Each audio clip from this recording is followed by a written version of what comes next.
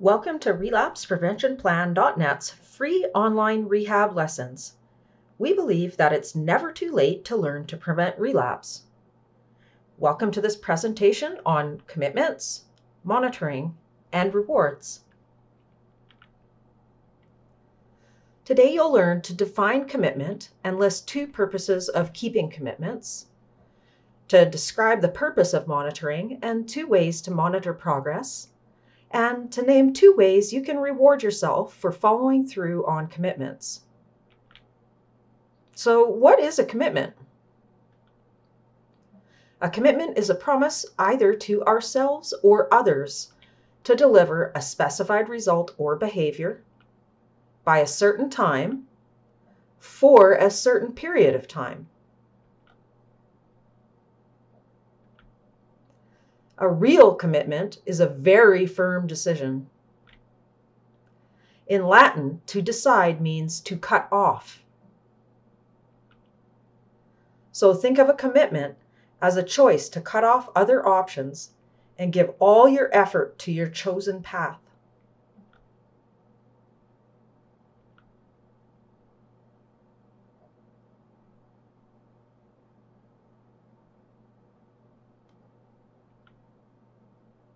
Commitments have two purposes.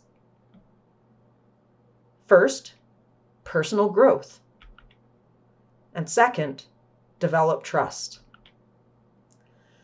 The first one seems obvious, but the second one is more subtle and far more important.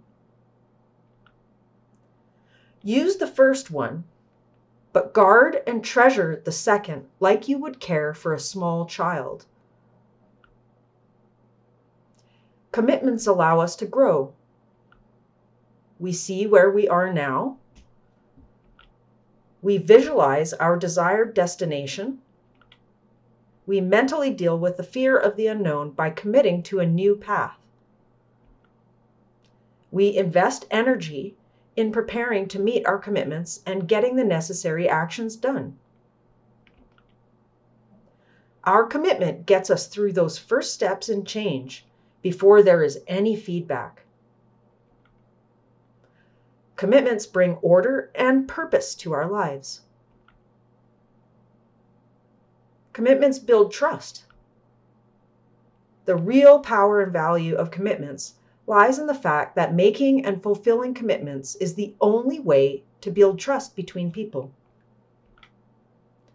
It is through the process of making and delivering on our commitments that we build trust within ourselves and with those around us. Repeat this and write it down. Making and fulfilling commitments is the only way to build trust. Successful relationships.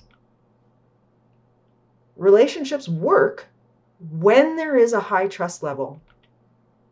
When trust is low, relationships fail, damage the participants, or remain very superficial.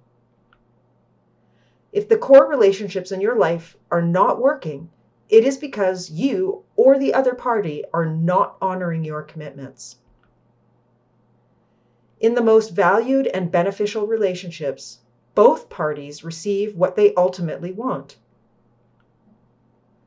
Without the practice of honoring commitments, successful relationships can't happen. Without honored commitments, relationships are based on manipulation. So build your ability to meet commitments every day. The size of commitment doesn't matter. The fact you made it matters. Failing to keep commitments builds distrust. I'll help you with that assignment tonight. Turns into watching a movie and avoiding the person to whom the commitment was made.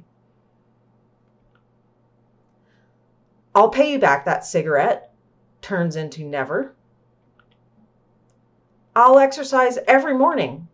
Turns into sleeping in. I'll take care of the kids tonight. Turns into a no-show.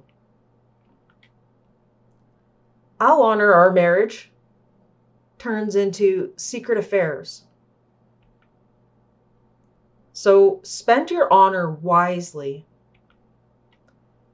Keep your commitments to a number you can honor. Do not make commitments lightly.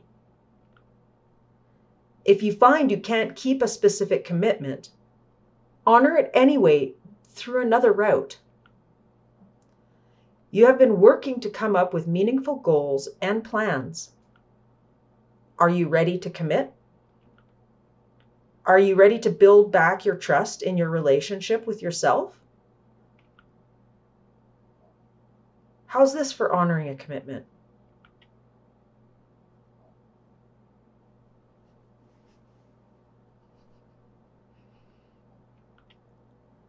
The commitment cycle. We make a promise to ourselves and keep it. Leads to inner integrity, which then leads to increased strength and courage, which then leads to more responsibility, which then leads to larger commitments. Monitoring your progress. The purpose of monitoring is simple: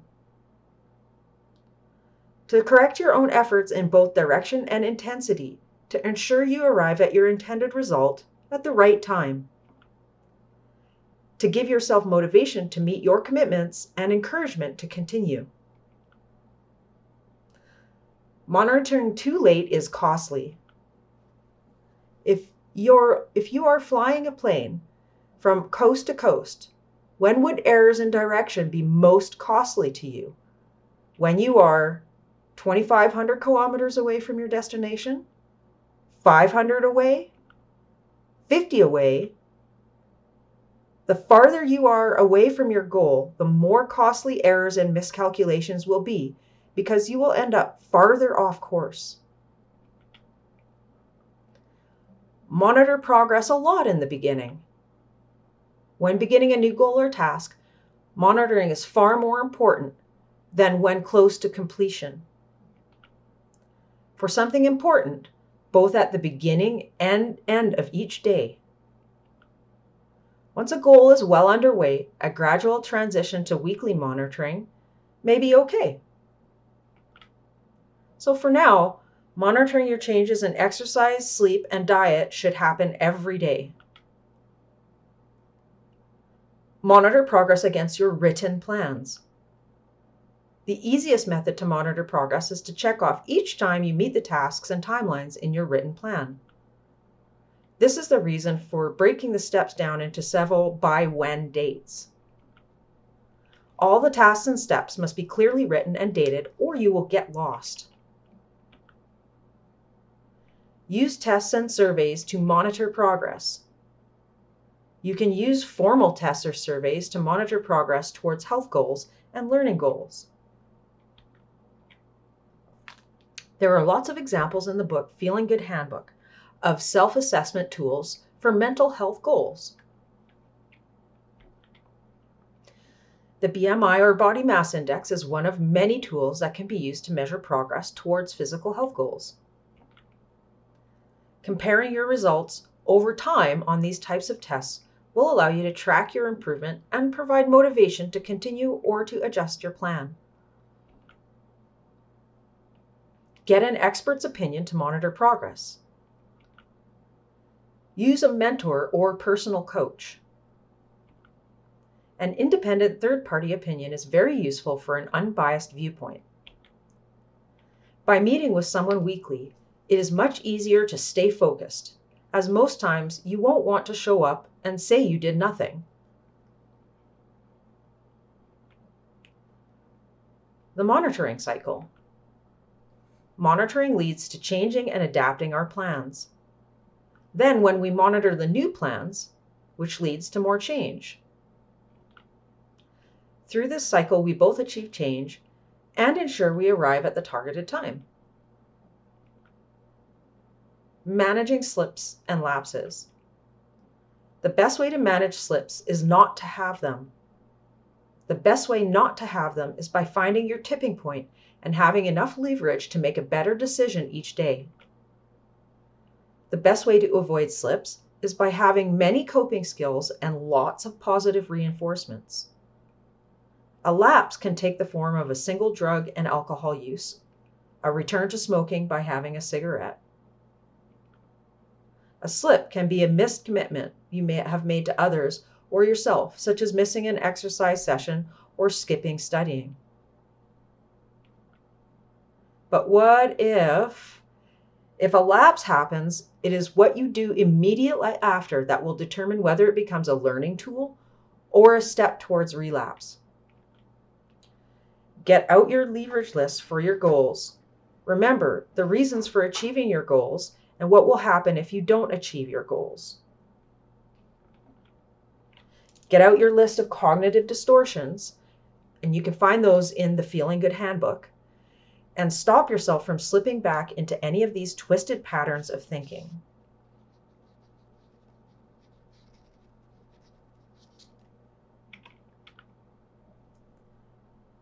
Through honesty, seek the truth. Any all or none thinking, labeling, or fortune telling will dramatically increase the chances of a lapse turning into a relapse. Using the straight arrow technique from the Feeling Good Handbook to evaluate the feelings and decisions that lead to this lapse. Learning through honest appraisal. Write out the distortions present and write the statements to refute or dispute the cognitive distortions that led to the lapse. Do not hide the lapse or throw shoulds or shame on yourself. That's just more cognitive distortion. Immediately discuss your lapse with a counselor or trusted friend. Be open to help. Stay confident that you can get back on your path.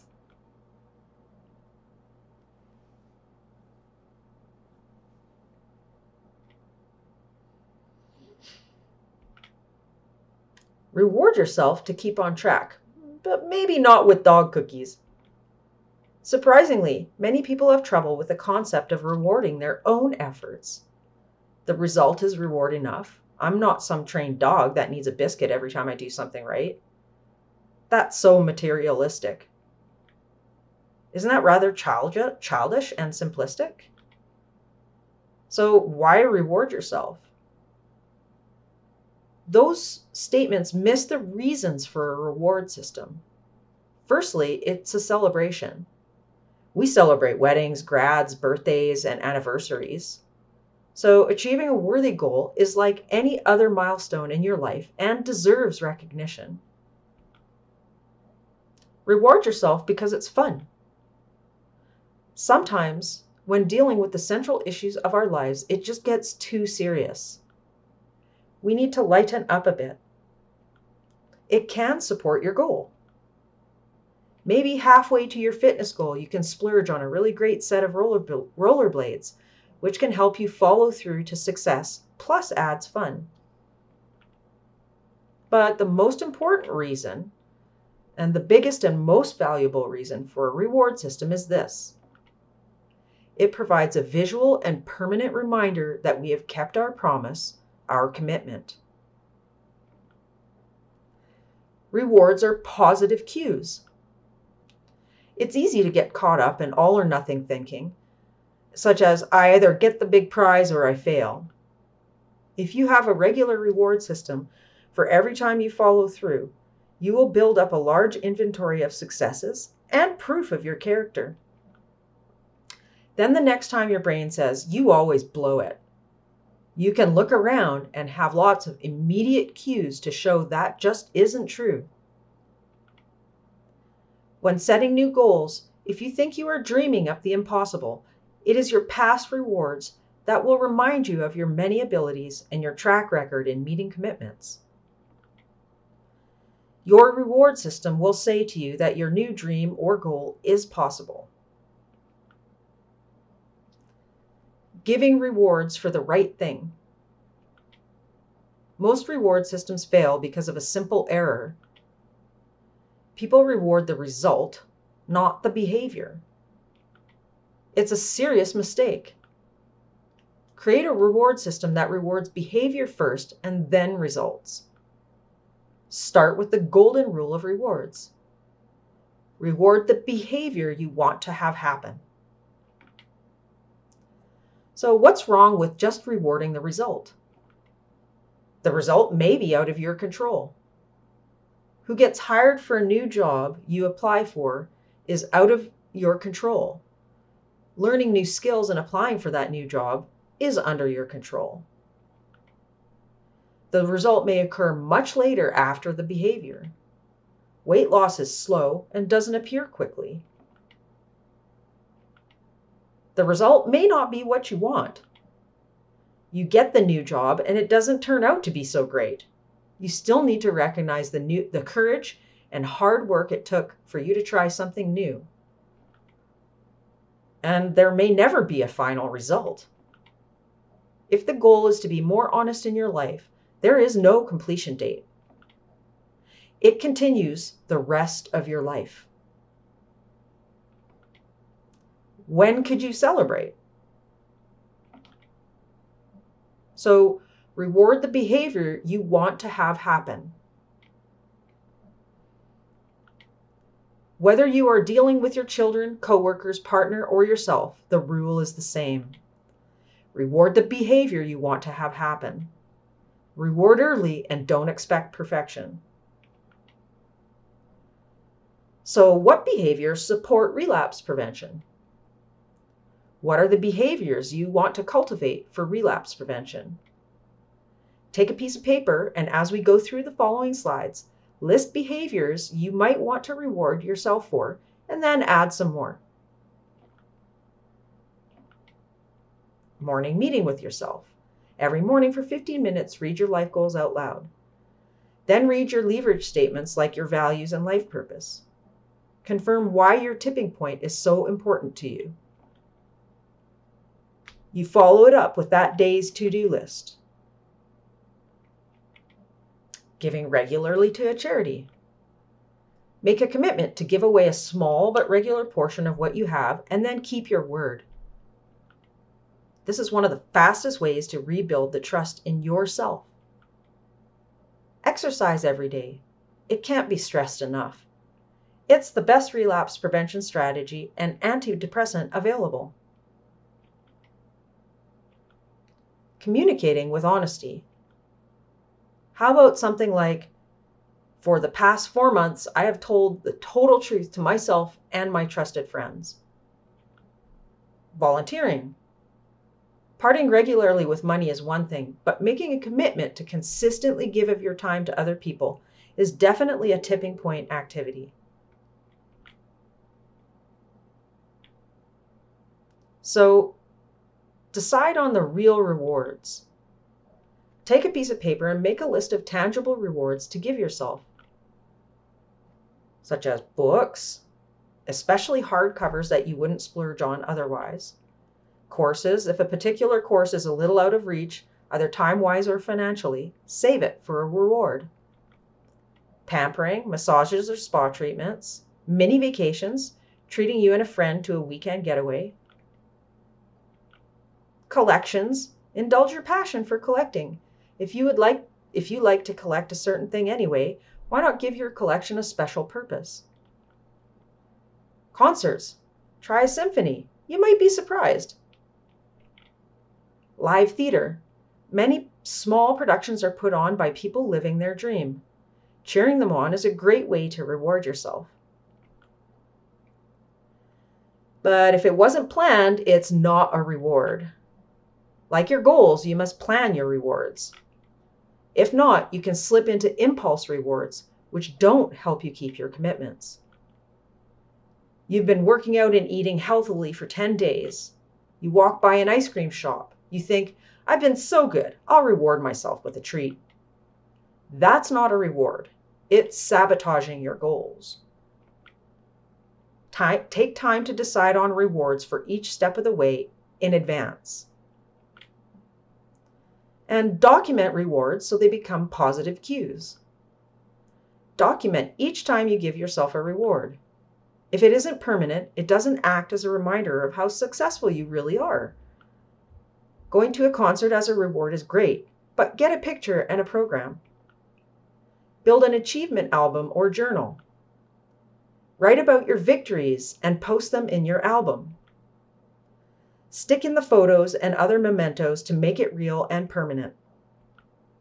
And have fun with this.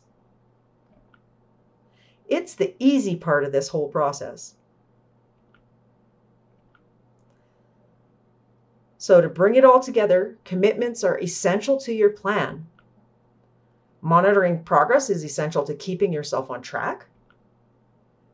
Rewards are a key part of making successes, measuring achievements, and keeping a permanent record of your ability to succeed. Relapse prevention requires commitment, action, monitoring, and rewards.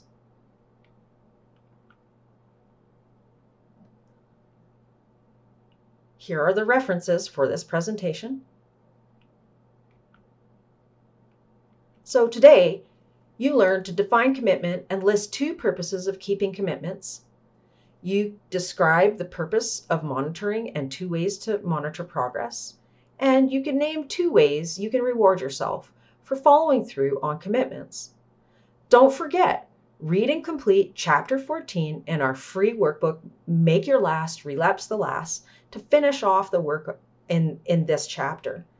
You can download it for free at relapsepreventionplan.net.